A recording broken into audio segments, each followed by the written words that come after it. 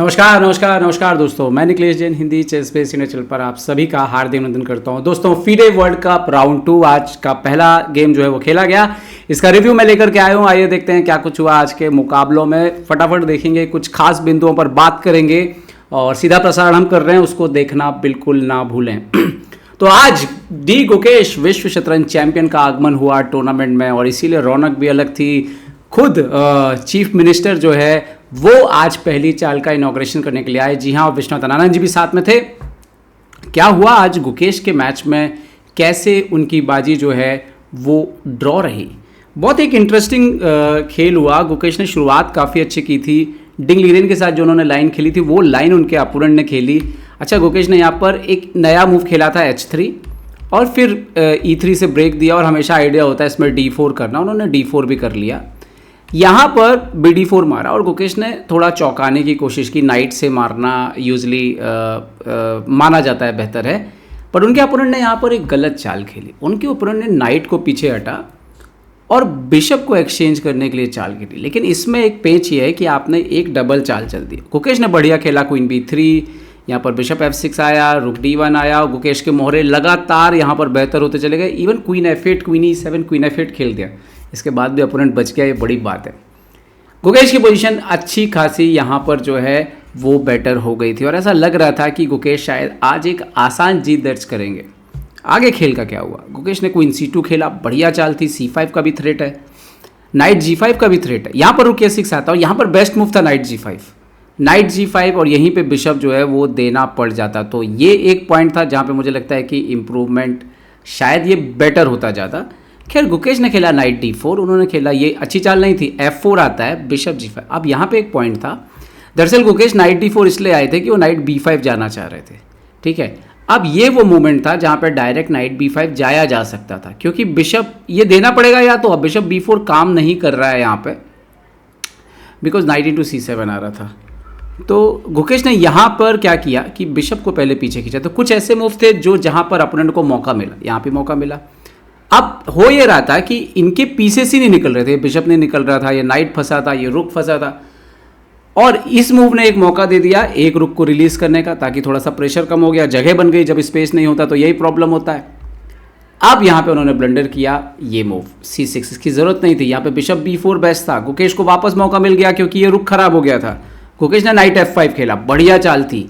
Bishop B4 आता है, रुक E2, यहाँ पर G6।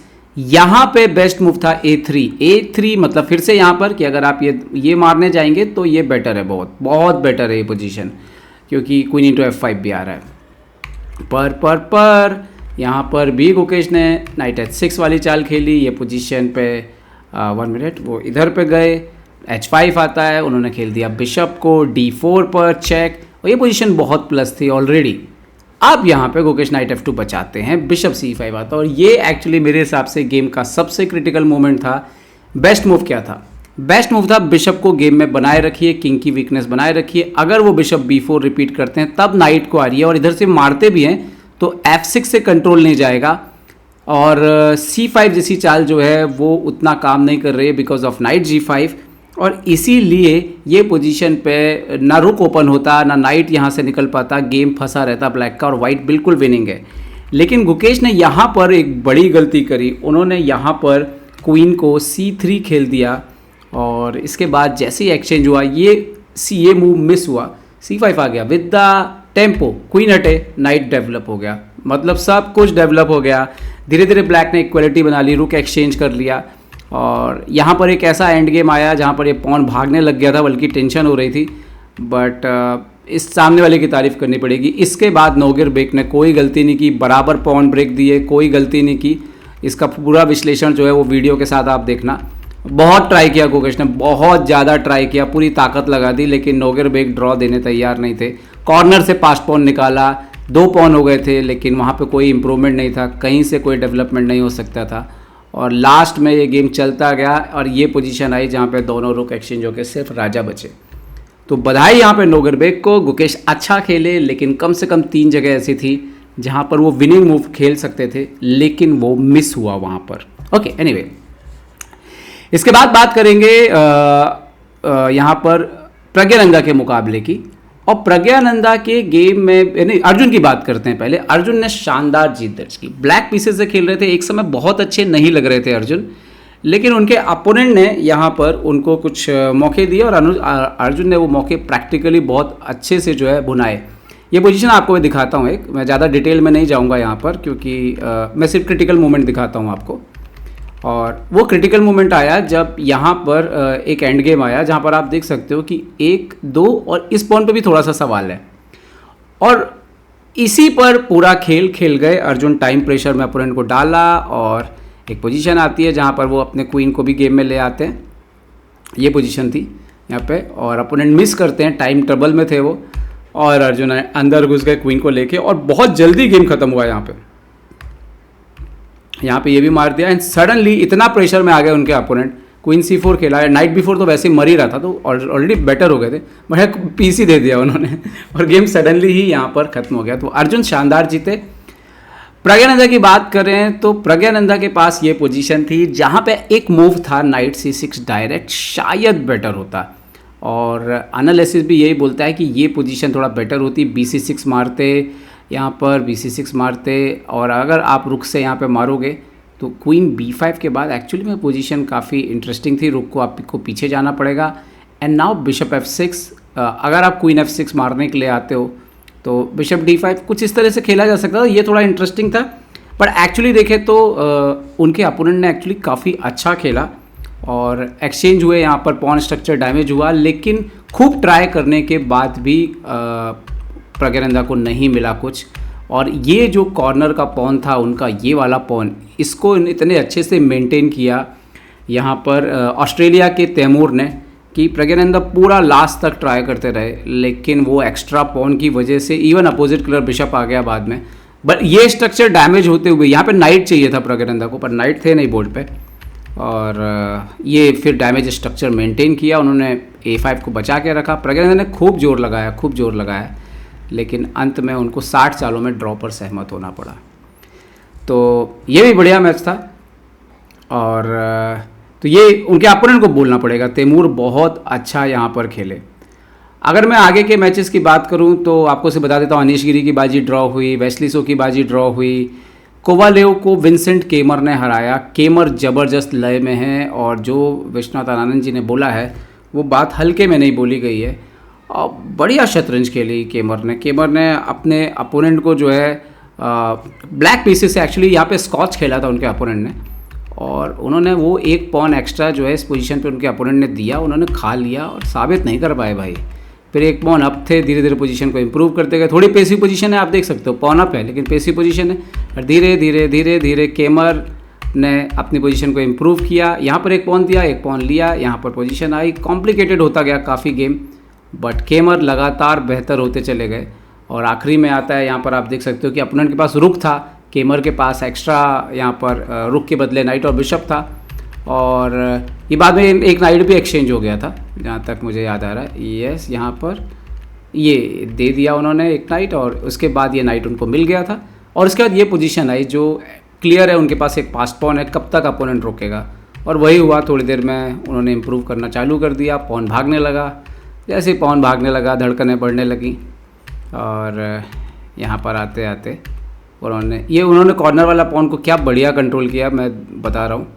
और उन्होंने बोला कि आपको अपना क्वीन बना लीजिए, क्योंकि बना नहीं सकते, मेट हो रही थी एक्चुअली में, और ये यहाँ पे क्वीन बन गया अपोनेंट का, लेकिन इनका क्वीन और पीसेस इतने एक्टिव थे कि यहाँ पे रिज़ाइन करना पड़ा। आप देख सकते हो कि ज़्यादा आप कहीं यहाँ पर जा नहीं सकते, आपके पास ज़्यादा कुछ चाले नहीं है। किंग आप ज़्यादा D1 जाएंगे यहाँ पर, और किंग D1 पे क्वीन A1 चेक था, और अगर आप यहाँ पे ये खेलेंगे तो क्वीन D4 चेक है, बहुत ख़राब सी स्थिति थी। और अगर आप ये खेलेंगे तो देखिए क्वीन D2 चेक है, किंग आप जाएंगे यहाँ पर B1 तो क्वीन A2 चेकमेट हो जाएगा। तो पूरी तरह से कंट्रोल में थे केमर, वन ऑफ द फाइनेस्ट बाजी थी आज की ये। But game of the day मुझे लगता है जो गेम था वो मैं आपको दिखाता हूँ, बट उससे पहले एक और भारतीय खिलाड़ी जिन्होंने शानदार प्रदर्शन किया आज, और उनके बारे में आपको बता देता हूँ। विंसेंट केमर के बाद नोदिरबेक का भी बाजी ड्रॉ रही, मामेदरोव ने जीत दर्ज की, लॉरेंसो ने नीरमन हंस से ड्रॉ किया, मक्सिम लागरेव ने सूर्या गांगुली को हराया, ये मैच भी एक्चुअली में ये सब कुछ ठीक चल रहा था इस मैच में, बट एक जगह जो है गांगुली ने थोड़ा सा आक्रामक रुख अख्तियार किया इस मैच में। एक्चुअली उन्होंने H5 H4 वगैरह खेला, बट एक मिस्टेक्स उनसे हुई और उसके बाद उसका खामियाजा ये थी G5। ये देखने में शायद ब्रिलियंट मूव लग रही थी, बट E5 शायद उन्होंने मिस किया। उसके बाद यहाँ पे pawn into E5, bishop E5, F6 का स्क्वायर तो ऐसा गया कि वो मिला ही नहीं कभी।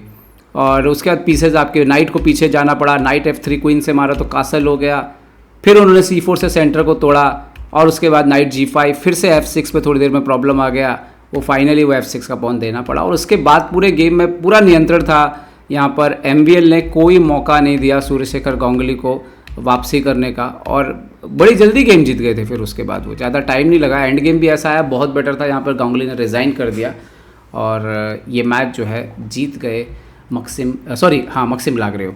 But game of the day की बात करूँगा अब मैं आपको कि सबसे बेहतरीन गेम किसका था जो देखने लायक था, तो मैं बोलूँगा वो था लेवन अरोनियन का अरोन्यक घोष के खिलाफ मुकाबला।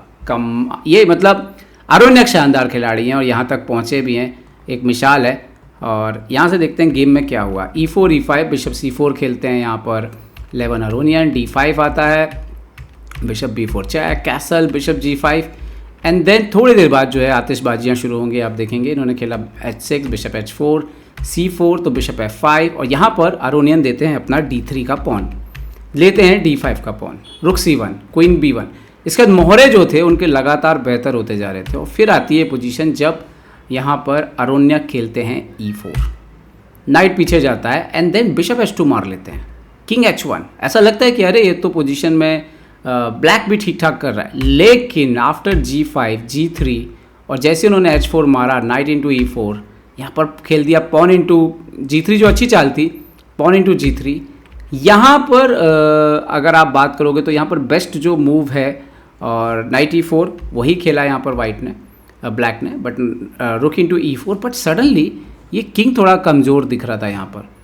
और यहाँ पर जो one of the best moves थे, जैसे क्वीन D6 सबसे बढ़िया चालती यहाँ पे, क्वीन D6, बट अरोन्यक ने यहाँ पर खेल दिया इस पोजीशन पे नाइट F6 और इसके बाद जो फिनिश किया है लेवन अरोनियन ने शानदार है। D6 इस चाल को गलत बता रहा है कंप्यूटर, बट यार ये इतनी आसान चाल नहीं थी देखना अपोनेंट के लिए। उन्होंने क्वीन बिशप G3 मार दिया एंड देन रुक G4 आता है। फिनिश बहुत ज़बरदस्त हुआ एक्चुअली, मैं इसीलिए गेम ऑफ द डे बोल रहा हूँ। मारना पड़ा, queen G4 check, king H8 and now queen D4 check. यहाँ पे ये एक्चुअली में बहुत क्लास है, फिनिश जो हुआ है ना वो बहुत क्लास है।